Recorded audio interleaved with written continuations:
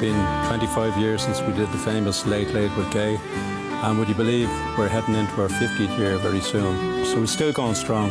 It's a miracle to me that the group are still going on the eve of their 50th anniversary and that I am still standing up straight and ready to talk to them. For any Dubliner fan, it is a must. Up to Harrington and down the rocky road and all the ways to Dublin and follow the down. Isn't it the snoot, I tell you, lots of fun and finning at the wake. And still I live in hopes to see the holy mountains. I'm Gerry.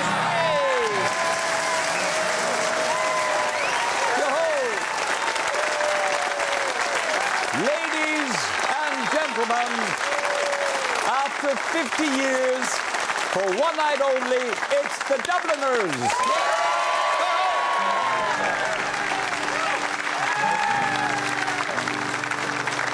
In a neat little town they call Belfast, now apprentice Mr. Ed I was bound. And it's many's an hour's sweet happiness that I spent in that neat little town.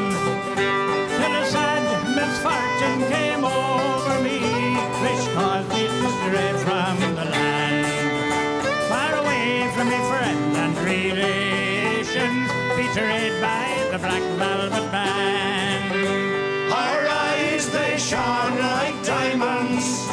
I thought her the queen of the land. And her hair it hung over her shoulder, tied up with a black velvet band. I took a stroll with this pretty fair maid, and a gentleman passing us by. I knew she meant the undoing of me by the look in her roguish black eye. A gold watch she took from his pocket, and she placed it right into me hand. And the very first thing that I thought was bad luck to the Black Velvet Band. Her eyes, they shone like diamonds. I thought her the queen of the land. And her hair it hung over her shoulder, tied up with a black velvet band. Now before a judge and a jury, next morning I had to appear. The judge, he said to me, young man, your case it is proven clear. We'll give you 7 years penal servitude to be spent far away from the land, far away from your friends and relations, betrayed by the Black Velvet Band. Her eyes, they shone like diamonds. I thought her the queen of the land. And her hair it hung over her shoulder, tied up with a black velvet band. So come all you jolly young fellows, and a warning take by me. When you are out on the town, me lads, beware of them pretty colleens, for they'll feed you with strong ale, oh yeah, until you are unable to stand. And the very first thing that you know, me lads, is you've landed in a Van Diemen's land. Her eyes, they shone like diamonds. I thought her the queen of the land. And her hair it hung over her shoulder, Tied up with a black velvet band. Hey, hey! Yeah, hey! Now, good to see you, son. Good to see you. Now, welcome. As a matter of interest, why did you start with that number? That particular, the tunes there, I just get a bit of jizz into the evening, you know, give them a bit of a rouser to start. You know. It's a well-tried war horse, isn't it? Yeah. Because it occurred to me that the band, one way or another, I know there have been ferocious changes of personnel, but we're celebrating the 50th year. The band changes, but the tunes go on and the songs go on. Yeah, well, the tunes and the new members bring in some new repertoire as well, you know, which freshens up the thing again. And then you try them out on audiences and... That's right. Every night is a live rehearsal. Right? You know that. Yeah. You've heard all the mistakes. Every night is a live rehearsal. Yeah, we only have an annual rehearsal, really, formal.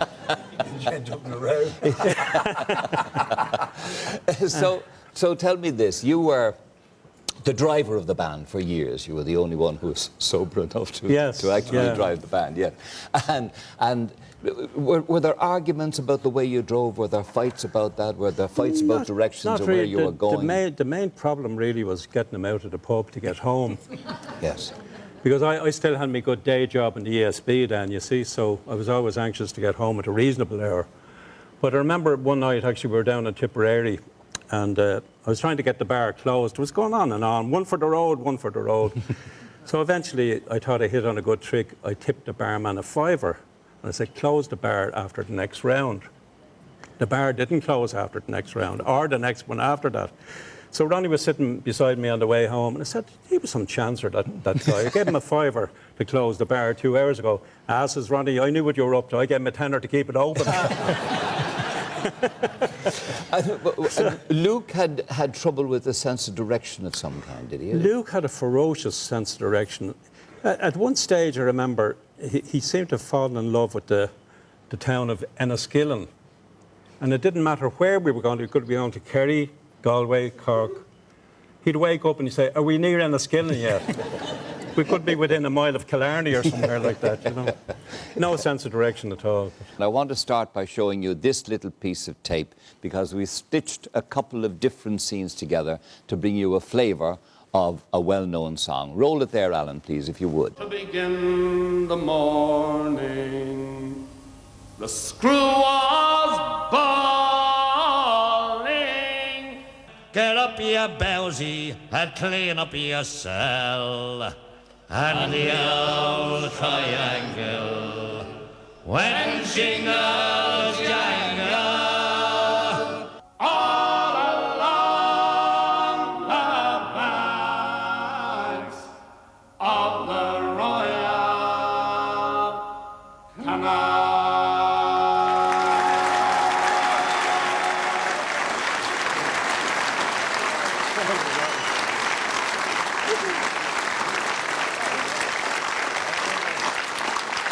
What are you saying, Patsy? I was just wondering that some of the faces there, Charlie Roberts, the man with the hat guy, and but I just seen him doing that. I didn't really know. And what kind of feelings does that bring on when you see things like that? Very sad, actually, really, when I see Luke and Ronnie there, and Mick McCarthy, I see there, and quite a lot of faces. Kieran. And Kieran. It's really sad when you look back and see them. God be good to them, but just emotional, really. Do you know?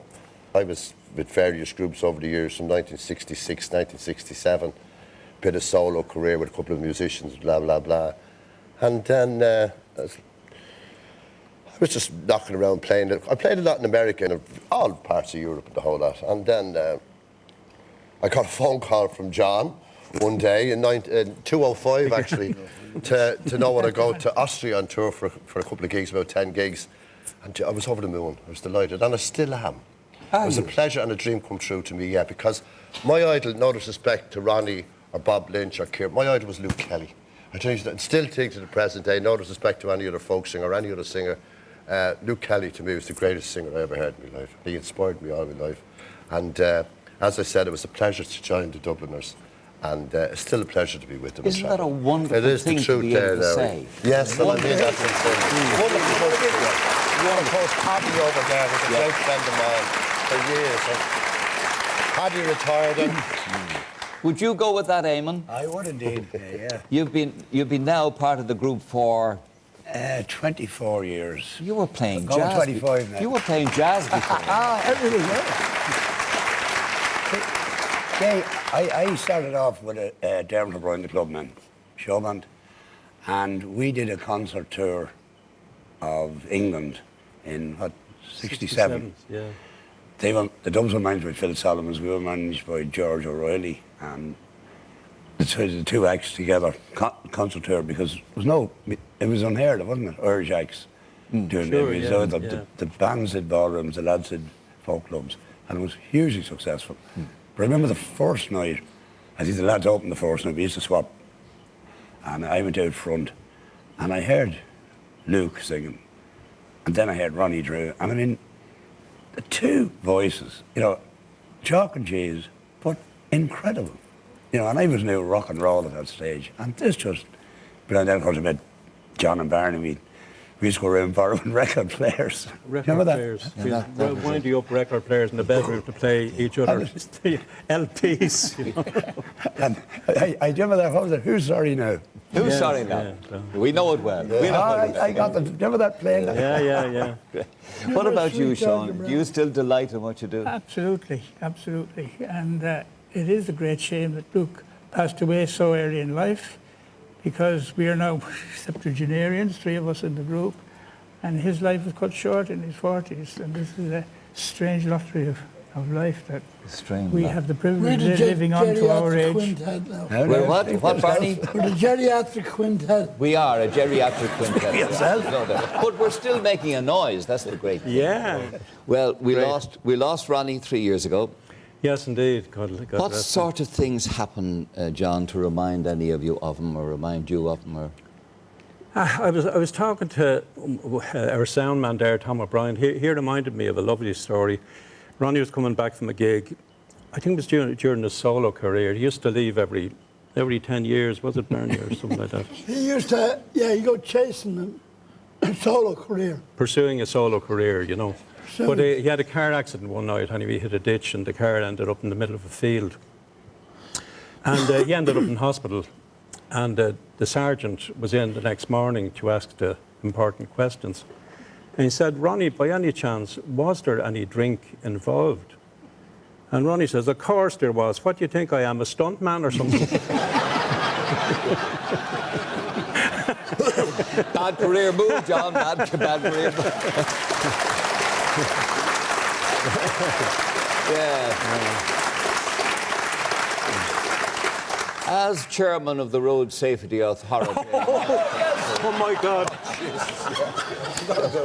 considering my position on that report. Anyway, you have a poem. You have a poem which Yeah. you wrote for Ronnie. I have indeed. Would you yeah. like to say it? for Okay, us? I wrote this one a few weeks ago. It's more of a sketch of Ronnie than a painting, if you like. But just little glimpses of his character and his personality. I call it Sketch of a Dubliner. Bearded bass boom, slim-lined, short-fused, razor-sharp. Centre stage, holding forth. Centre bar, toasting life. Disciple of Zosimus, flirting with fame. Purveyor of street ballad, crafter of storyline. Imbiber of the black stuff, epicenter of the crack. Master of retort, outwitting the heckler. Jovial raconteur, conjuring with words. Precision timing, knockout punchline. Grumpy at morning, barbed wire vinegar. Convivial at evening, rose without thorns. Champion of the underdog, dethroning the haughty. Sounding uncomfortable truths, uplifting the needy. Disenchanted, weary of applause. Wary of patronage, impatient for the wings. Distillation of the Liffey, salt of the earth, Dublin personified, Ronnie Drew. It's lovely, John. Yeah. Well done. It's lovely. Lovely. Yeah. And he was prickly in the morning, was he? He could be a bit grumpy in the morning, all right. But And in the evening as well. Barney, you're not supposed to say that. But anyway, listen, I tell you what, we have a little snippet of him in action. in O'Donoghue's. Ah, Have a look lovely. at this. Roll it there, Alan, please. Oh, she walks along Fitzgibbon Street with an independent air. And then it's down be Summer Hill, and as the people stare, she says it's nearly 1:30, and it's time I had another little one. And a heart down the road was Dicey Reilly. But she poor old Dicey Reilly, she has taken to the sup. Poor old Dicey Reilly, she will never give it up. It's off each morning to the park, and then she's in for another little drop. And the heart of the round was Dicey Reilly. When she poor old Dicey Reilly, she has taken to the sup. Poor old Dicey Reilly, she will never give it up. It's off each morning to the park, and then she's in for another little drop. And the heart of the round was Dicey Reilly.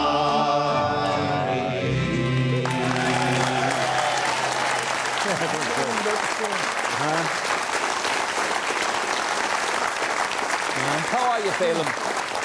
Good to see you. Hello, Tina. How are you? This is Phelim, and how are you, Desi? Good to see you.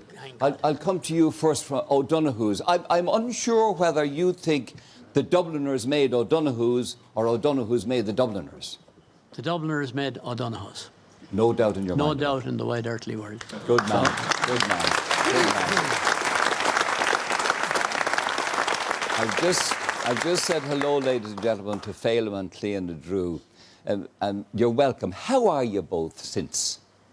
Very well, thank you. Yeah. You know, getting on with it, I coping suppose. and yeah, this is it, you know. Yeah. That's all you can do, really, isn't it? And how did the public Ronnie compare with Daddy? Very much the same, I think. I think that's one thing that anybody who was ever close to him will ever testify to, was that he was always himself. And that's what he was always very good at. He was always very honest, and he was very generous. And I was just reminded there that the Dubliners going to Australia. I remember I was very young at the time, and they went away for what seemed like an eternity. It was about 2 months, and they went off to Australia, and they came back. And I remember he brought me back a book with pictures of Australia and cowboys and kangaroos and things like that. And they'd been to New Zealand as well. And I said to Dad, I said, what was New Zealand like, you know? It's like the other side of the world, and being a young fella as well, like, you know, what was New Zealand like? And he said, well, he said, it was like as if everyone had gone away for the weekend.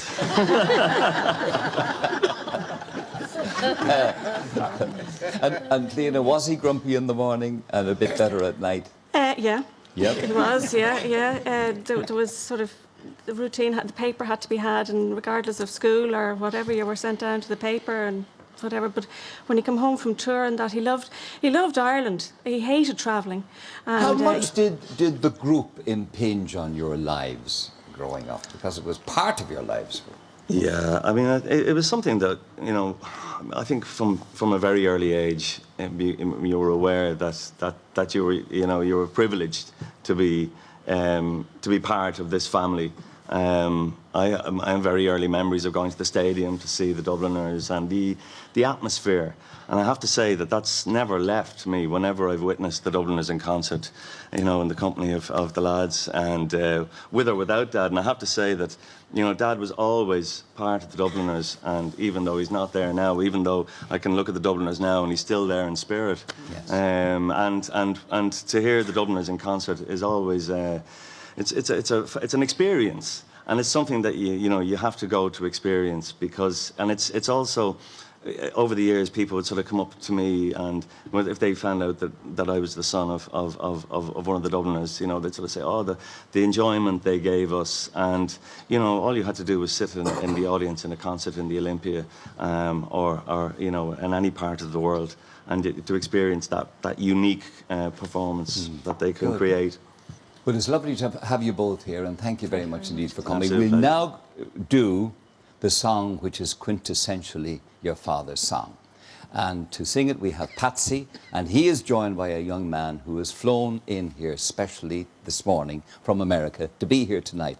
And his story is that he saw the 25th birthday celebration on the Late Late Show when he was 9 years of age. And the family emigrated to Australia the following year. And one of the few things that he insisted on taking with him to Australia and the family was the recording of the Dubliners' Late Late Show. So now would you welcome Patsy and Declan O'Rourke.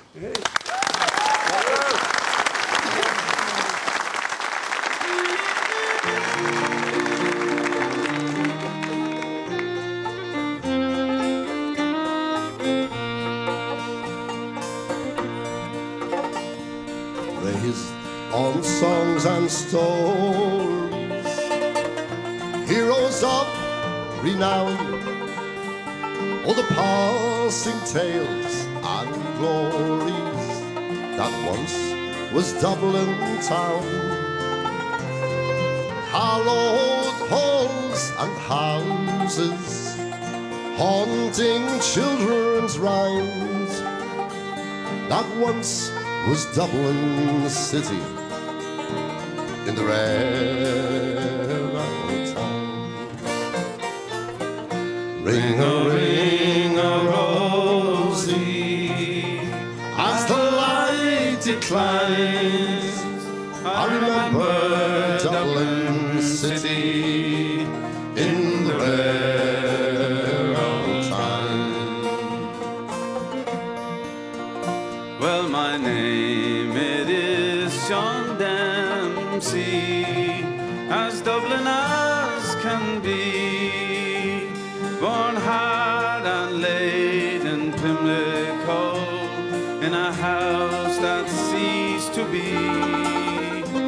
By trade I was a cooper, lost out to redundancy, like my house that fell to progress, my trade to memory. Ring a rosy, as the light declines, I remember Dublin city in the rare old time. And I courted Peggy Digan, as pretty as you please, a rogue and child of Mary from the rebel liberties. I lost her to a student chap with skin as black as coal. When he took her off to Birmingham, she took away my soul. Ring a rosy, as the light declines, I remember Dublin city in the rare old times. Now the years have made me bitter, the gargles dimmed my brain, and Dublin keeps on changing, and nothing stays the same. The pillar and the mat have gone, the royal long since pulled down, and the great unyielding concrete makes a city of my town. Ring a rosy, as the light declines, I remember Dublin city in the rare old time. So fare thee well, sweet Alice, I can no longer stay and watch the new glass cages spring up along the quay. My mind's too full of memories, too old to hear you chant. I'm a part of what was Dublin, in the rare old time. Sing with us now, come on. Ring-a-ring-a-rosy, as the lights decline, I remember Dublin city in the rare old time. One for the road, two for the ditch. Ring-a-ring-a-rosy, as the light declines, I remember Dublin city in the rare old time. Lovely word.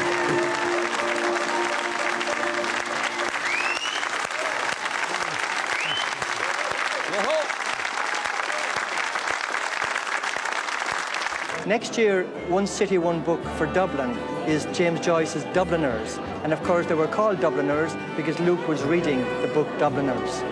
And I think that the argument for according them freedom of the city, freedom of their own city in 2012 is a compelling one. I just love the Dubliners. Now, my favourite Dubliners song would have to be Ronnie Drew singing The Band Played Waltzing Matilda.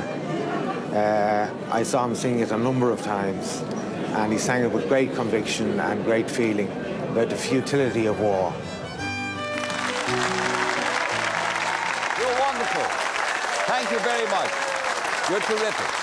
Ladies and gentlemen, please, welcome back for one night only, celebrating 50 years of the Dubliners. And for the women of Ireland, especially, this is directed at you. You are about to be serenaded in the most romantic fashion by none other than Mr. Barney McKenna.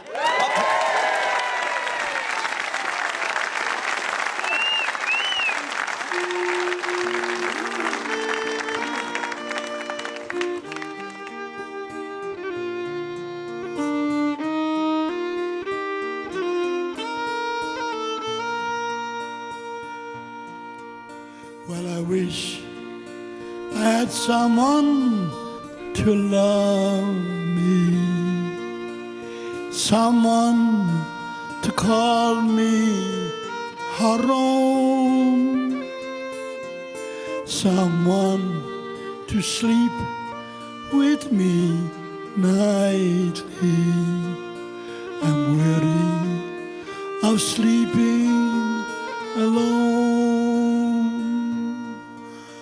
Oh, I wish I had someone to love me, now someone to call me her own, someone to sleep with me nightly.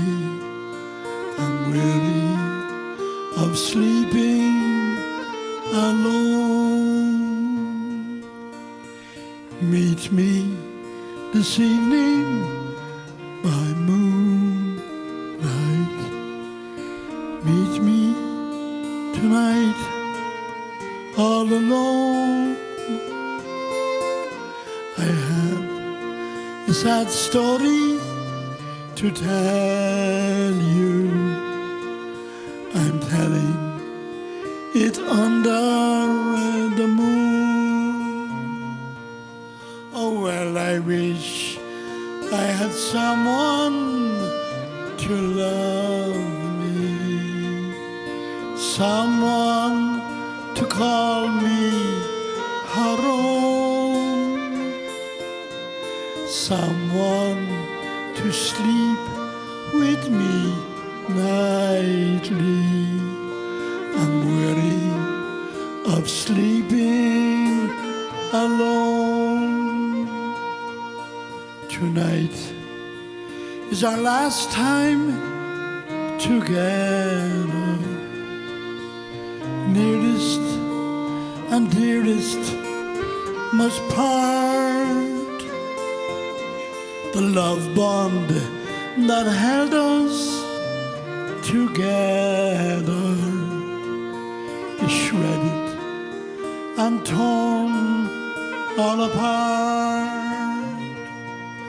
Well, I wish I had someone to love me like Hela, someone to call me her own, someone to sleep with me nightly.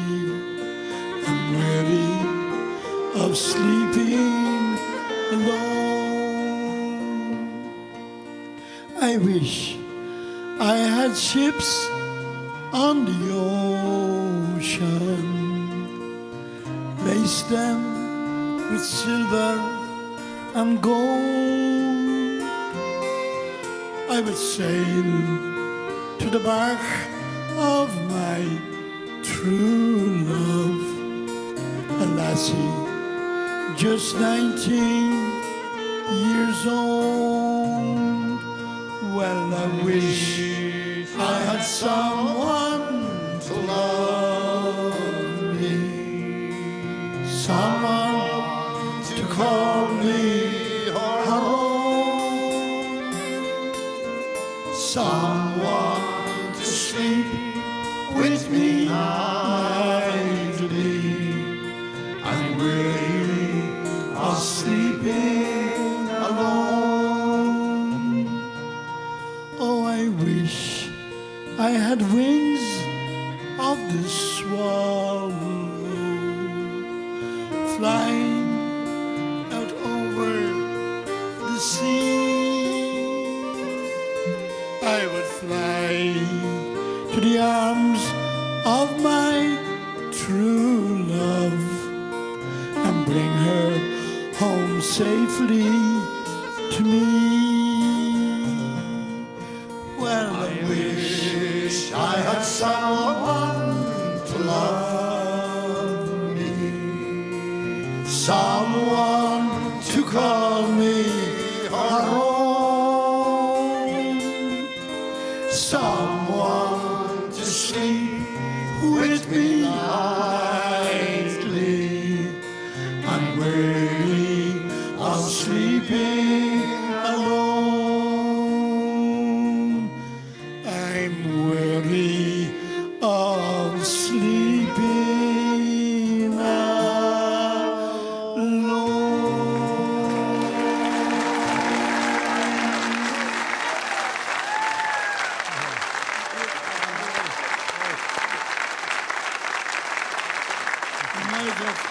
Lovely, Barney. Lovely. God save you.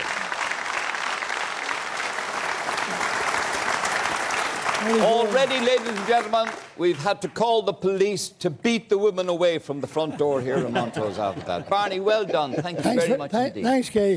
Why did you choose that song in particular, too? Well, we were travelling around the UK a few years ago, and Sean was playing the tape, and there was two old ladies from, I think they were from Scotland, and they were singing it. I liked that little song, and it reminded me of something when I was a child. My grandmother, I think she sang that with a couple of other little songs, and I learned it fairly. I fell for it because it's a little song. It is a love song, but Yes. you could sing it as a lullaby, which she sang it to me. And then John's car was robbed. Sean, no, Oh, Sean. John. Sean Shannon, he was driving. Yeah. And I said, Sean, have you got the, I haven't the tape, he said, because the car was robbed. And I'm burnt out, and so was the tape. So I had to I just remembered it, and Great memory. we had to have memories, because I was telling them on the programme back on the continent there last week. In the 40s and the 50s, we know tape recorders. And if you picked up a tune, you might be listening for another, you might hear it on the radio. And the older people were teaching the younger people the dancing and the songs. And there was a fiddle in the house or a tin whistle. They taught us the tunes. And every second or third house had that at the time, because there was no telephones or televisions. And they had to remember tunes. So we had to remember them. Yeah. It strikes me that do your children know each other during the years of the Dubliners? Yeah, actually, I was talking to Phelim Drew about this recently, and he said a lovely thing. He said that the Dubliners, for him growing up, became a kind of an extended family, you know, and Ronnie's kids and my kids and the whole lot. All the kids know each other, and they often have nights out together now and that kind of thing, you know. Siobhan and Cleena meet up an odd time and have lunch and that kind of thing. But of course, the group buttered all their parsnips, as they say, through the years. You must look at it like that. Yeah, I suppose. Would you talk to me a little about the amount of money through the years you have spent on lawyers, drawing up your contracts and putting in very tight conditions governing every member of the group? Oh, yeah, we had a manager one time. Did you? We never had a contract up to that point. But Noel Pearson called us in one day and said, listen, lads, we should formalise this whole arrangement. And he got a lawyer to draw up a contract, the most convoluted thing I ever saw. Because it bound me to Ronnie and Barney and Luke, and then bound Luke to Ronnie and Barney and me, and everybody was bound to all the other four. Yes. And then the five of us were bound to Noel. Yes. Are you all following this? We asked questions out there. So Luke was looking at this, and he said, for Jesus' sake, he said, if somebody wants to leave this group, they're going to march off in the morning. I don't care what contract you have. So Noel tore it up, and he said, OK, we'll go on the way we were. That was it. No contracts? No contracts, never. And you never actually joined the group? Well, no, not formally anyway. I was never asked to join, but... And so you've never been fired from the group? Well, I can't be, you see, that's the thing. Why? Because I was never asked to join, so they can't ask me to leave, you see. I never thought of that, John. Well, can I show you something now? I have a little note here of a piece of tape dating from 1963, right, which is a year after this place went on the air for the first time in 1962. Mm-hmm. Have a look at this, your first appearance on television. Right. Of the Dubs. When work and sweat has had me back, when Russians shake and fall, and shuddering jams up in the hydro dams, or underneath the Thames in a hall. I've grafted hard, and I've got to make hard, and many a gagger's missed across my ears. If you play your life, don't join, by God, with McGowan, you believe. Yo-ho!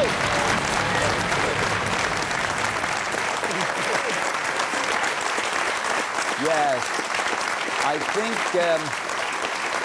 1963, I think that was from a show called The Balladeers. Lovely to see you. How are you, Paddy? Paddy Reilly, ladies and gentlemen, here he is. Hey, Mr. to the Dubs. Now, how long did you do with them, Paddy? I joined them for a tour that lasted 10 years. Yeah. 10-year tour. 10 years, that's yeah. Good. Why? Who had opted out at that stage? Well, Ronnie had left the group to seek a solo career once again. Right. And I've been over 30 years a solo career. So John approached me to see would I go with the boys for a tour, and I did. And as I said, it lasted 10 years. It was it was kind of a selfish thing on my part. I loved the Dubliners because when they played at Howth on Saturday night, I lived out in the Saggart, where your good wife comes from, and I worked in the paper mills there. And I had a Volkswagen, and I used to walk to work every morning at 5 o'clock, so I'd have enough money for petrol to go to Howth on Saturday night to see the Dubs. Yeah, and it went back that far. Yes. So when John asked me to join the Dubliners, it was quite an honour. And as I said, I was 30-odd years a solo act, and mostly in America, and I'd sung in every state in America, and I was very ignorant about Europe. I'd never been to sort of Berlin, Hamburg, Vienna, or any of those places. So it was a wonderful opportunity for me to see that part of the world, which I enjoyed immensely, I have to say. So was that a good period of your life? It was wonderful, yeah. It was very, very different, like, because everything is kind of new in America and dressed up, but to experience the real thing and play in the concert halls where great people played. I remember one morning John and I went to a mass. Don't panic now, but we went to a mass in Eisenstadt, John, was it? Yeah. Yeah, where Haydn was the organist there, and I had a mass, and like that type of thing you would never experience, sort of it just off the cuff like that. It was a wonderful time. I enjoyed it very much. So then, why did you leave eventually? Did Ronnie come back? I was getting a bit long on the tooth. I probably left Probably left for the same reason as Ronnie. A lot of travelling, a lot of going, and like people use the term to me, but I take exception to it. They say you took over from Ronnie. You couldn't replace Ronnie Drew. It wasn't possible to replace Ronnie Drew. Like it wasn't possible to replace Luke Kelly. They were the unique article. So it was quite an honour for me to be with the boys. I had a great time for 10 years. But the reason I left was basically I was tiring of the road. Yeah. Do you say a prayer of thanks every night for Athenry? And twice a day. Yeah, it was a very fortunate song for me. I think that's very I wise. had a wonderful time. Wonderful time. It was very good to me. Jimmy Keaveney, how are you doing? God save you, sir. What did these boys mean to you through your life? Well, Gay, I must be going back, I'd say, 40 years at least. Myself, a good friend of mine there, John Dragul. We were up in the, following from the Royal Hotel in Holt, all the way over to Mick McCarthy's place in the Embankment. And we had some great times. And I always remember the Gay Theatre, they were doing Finnegan's Wake. And the pillar was blown down, I'd say 3 or 4 days before it. And everybody was wondering where Nelson's head was. So the show goes on in the gate. Disaster looming here. You know, the show goes on in the gate. Yeah. And who brings on the head was either Ronnie or Luke. And there it was. Now, how the hell they found it, I don't know. Or did they buy it? And I say, I don't know where it is now. I'll never forget it. But I followed Dubliners for 40 years, Gay. And I got great enjoyment out of them. And even when Paddy was there, and then you have Patsy and Sean now, they're still the same to me. Jimmy Kelly, how are you? I can't get up there to shake hands with you, but I said hello earlier. Yeah. Luke's brother, you're very welcome, and thank you for joining us. And the other Kelly members of the Kelly family. And the other members of the Kelly family. There you are. Anyway, it's good to see you. Thank you. What have you got to say to us? You remember all of those things. Well, I was there from the very start as well. Royal Hotel, as Jimmy Keaveney was saying, the Embankment on Monday night. It's been a long bereavement with Luke. Yes. And I think it manifests itself in many ways of hearing him so often on the radio, people requesting him singing, and people that I get to know, my other members, Kelly family, that when they get to know who we are, they embrace us, the fact that we were members of the Kelly, that we're brothers of Luke. Yeah. Can I stop you there, and I'll come back to you in a few minutes, because I want to take a break here for a few reels, isn't that right, Dara? And I have to get this right now, because we're joined by Sean Keane, Gerry O'Connor, Liam Maonlaí, and Shannon for a couple of reels, ladies and gentlemen. Here they are. Here we go. Here we go. Play it in.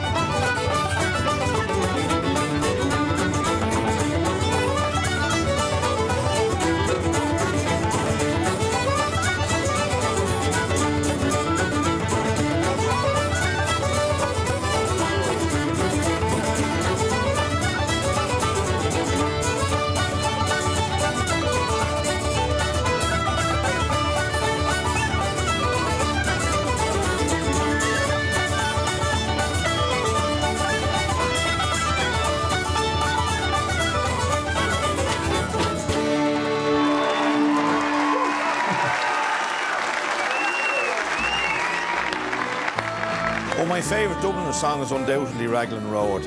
I do an effort at it at parties and it goes down well.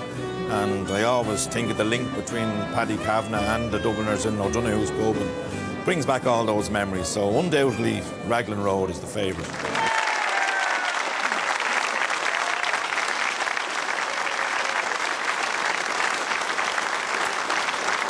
Welcome back, ladies and gentlemen. For one night only, we're celebrating the 50th anniversary of the Dubliners, and I want to start by showing you this little piece of tape. My understanding is, and I think I'm right in saying it, that this was Luke's very last television appearance. If you roll it there, Alan, please. Wake up, love, it is thine own true love. Wake up, love, and let me in, for I am tired, love, and oh so weary, into the arms I love the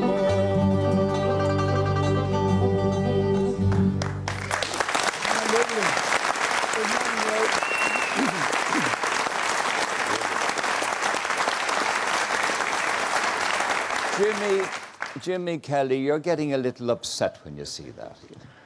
Well, wonderful singing, and particularly the song. Yeah, you get a bit choked, there's no doubt about it. Now, it's the first time it's happened to me, but, well, that's the kind of effect he has on you. And, Gay, if I could maybe just quote the great Coughlan, and I think it sort of says everything about the Dubliners and Luke in particular, but it says, it's just the last paragraph, he was asked to write a piece. He says, the Dubliners were all individualists. It was Luke and Ronnie and Kieran and John and Barney were leaves from different trees, blown together by the wind that changed the world of music a generation ago. What they had most in common was artistic honesty. Luke's ambition was to express the song of his loneliness. He succeeded as much as a mortal can, and in doing so, he became an immortal. Coughlan. We would remember.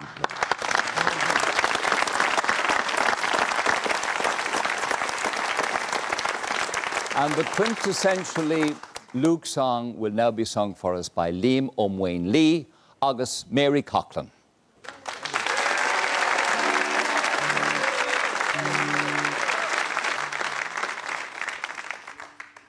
On Raglan Road, on an autumn day, I saw her first and knew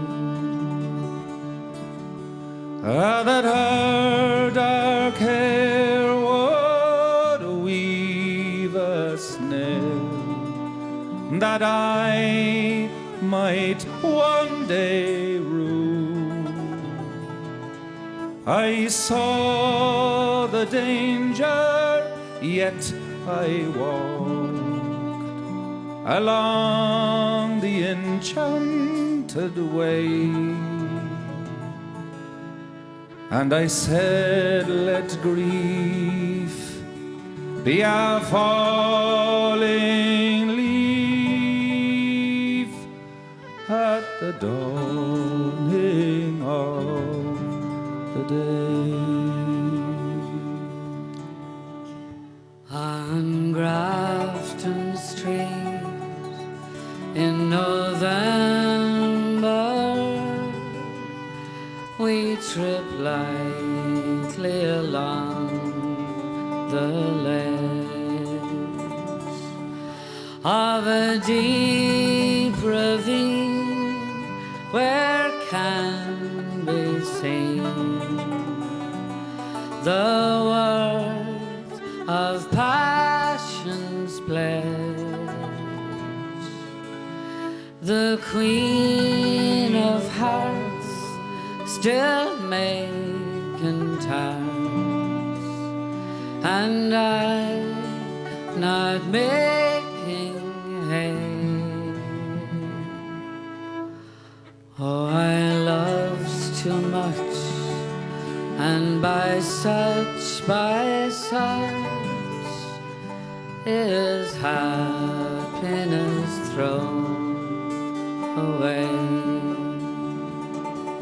I gave her gifts of the mind, I gave her the secret sign that's known to the artists who have known the true gods of sound and stone.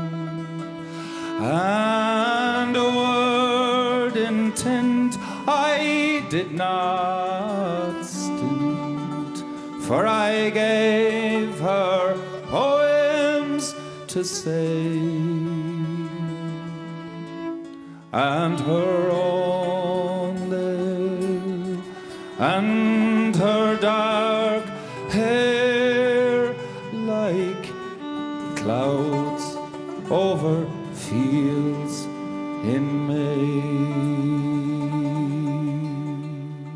On a quiet street where all ghosts meet, I see her walking now,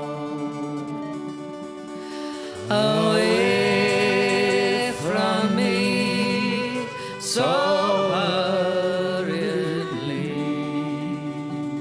My reason to allow that I have loved not as I should, a creature made of clay. When the angels the clay he lose his wings at the dawn of day.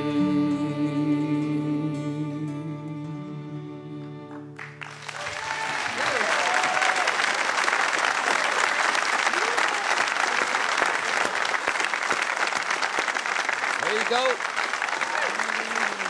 I'm going to squeeze in here. Thank you, Mary. Thank you, Liam. The time has come, my friends, for us to say farewell. I just want to ask you, John, what are the plans for a celebration for the 50th year, or is there one? Well, the main thing, I think, to quote is one of Barney's sayings. Yes. That it's, what is it, Barney? Too late to stop now. Too late to stop now. Yeah, I see. And yeah, well, we're going to finish up the year with a couple of gigs in Vicar Street. They're always nice gigs after Christmas. Of course, yes. And we're going to start next year.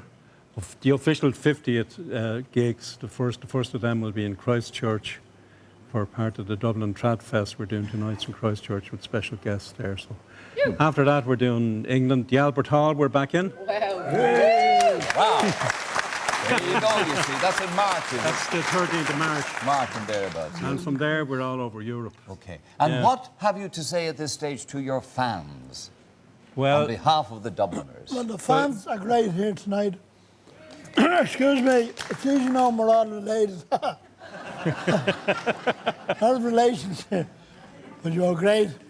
Sure, I'd like to say, without you, we'd be playing to ourselves. So thanks for being here throughout all the years.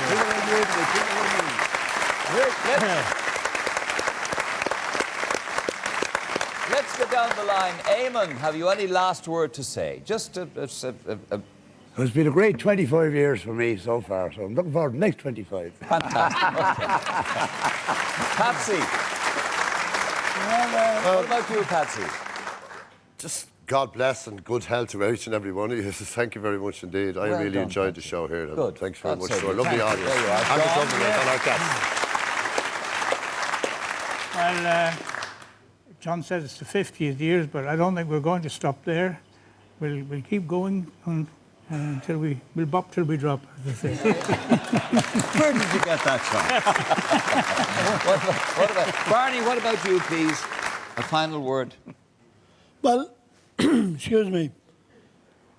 Do you see I'm over the 50 years now. You are. And I'm 70 plus fat.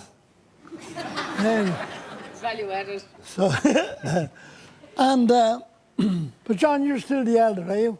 I am. Few months, yeah. I think we have about 300 years between us all. Yeah. It's my 52nd year. But before we had the group, Ronnie and myself used to be, when it opened in 62, was it?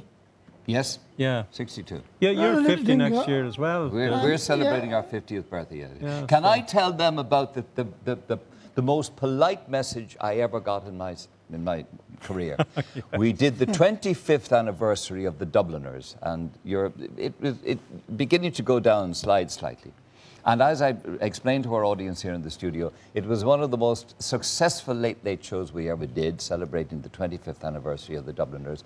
And they could have packed every hall in Ireland for the ensuing 6 months, but unfortunately, they'd made arrangements to go do a tour in Germany. So No, it was done for them, we couldn't help it yet. Yeah, you had to go. You had to go. They order things, they know exactly what time they're going out. Absolutely. 3 years to come, you know. I know that. I know that. So you went off the next day to Germany, and the following week I got a picture postcard from Berlin addressed to me in RTE, and it simply said, "Thanks, Head, for the remold, Ronnie." That was it. That was it. Today, that's all we have to say to you, ladies and gentlemen, and we are now.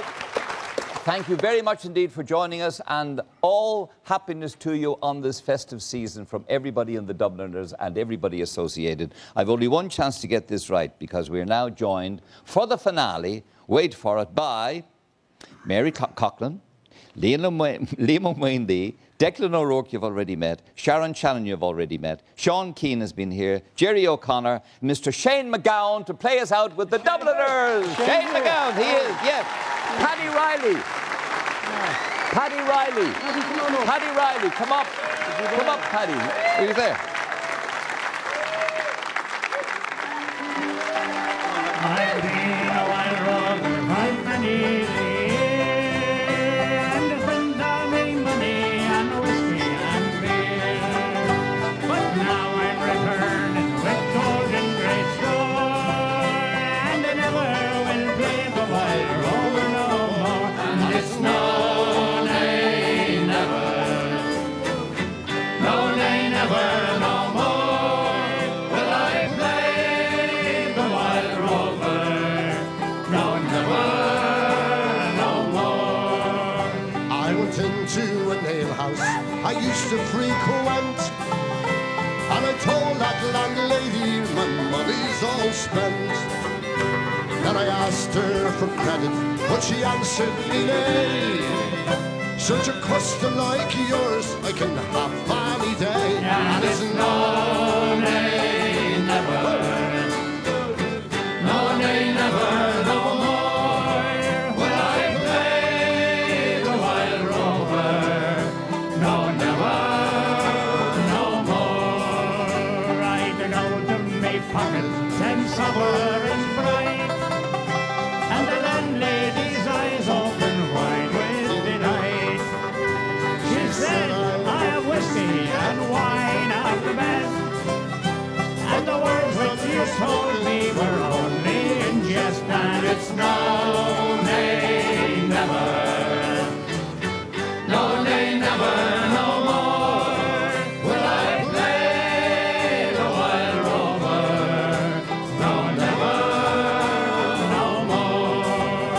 I'll go home to my parents, confess what I've done, and I'll ask them to pardon the prodigal son.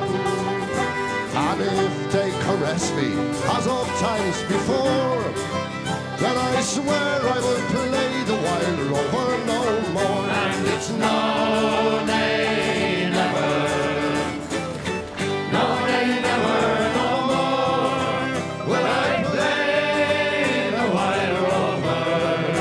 No, never, no more. And it's no, nay, never, no, nay, never, no more will I play